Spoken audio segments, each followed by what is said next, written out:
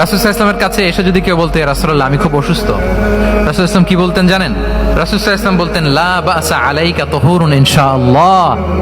ইয়া রাসূলুল্লাহ আমি অসুস্থ, রাসূল সাল্লাল্লাহু আলাইহি ওয়াসাল্লাম বলতেন, আরে don't worry, it will cleanse up you from your sins if Allah wish. ইনশাআল্লাহ এতে তোমার যে গুনাহ টুনা আছে, পাপ আছে, এই পাপগুলোকে আল্লাহ তাআলা এই অসুস্থতা দিয়ে মোচন করে দিচ্ছেন। পড়েন সুবহানাল্লাহ। তাহলে আপনি অসুস্থতার মধ্যে একটু হালকা হলেন না, যে জ্বরে ভুগতেছি কিন্তু এই জ্বরে নাকি আমার গুনাহ মাফ হয়ে যায়। পেটের ব্যথায় আক্রান্ত, মাথা ব্যথায় আক্রান্ত, কিন্তু এটাতে নাকি আল্লাহ আমার পাপ মোচন করে দেয়, তাহলে একটু ভালো লাগবে না? তাহলে দেখেন, একটা কঠিন পরিবেশকে রাসূল সাল্লাল্লাহু আলাইহি ওয়াসাল্লাম সহজ করতেন। অসুস্থ শুনলেই লা বাস তুহুরুন ইনশাআল্লাহ, আর কিছু হবে না, আল্লাহ তোমার গুনাহ মাফ করে দিচ্ছে। অসুস্থ ব্যক্তি দেখলে মাথায় হাত দিয়ে দোয়া করতেন, আল্লাহুম্মা রাব্বান নাস আযহিবিল বাস ইশফি আনতা শাফি লা শিফাআ ইল্লা শিফাউক শিফাআন লা ইউগাদিরু সাকামা। উজ্জীবিত হয়ে যেত অসুস্থ ব্যক্তি।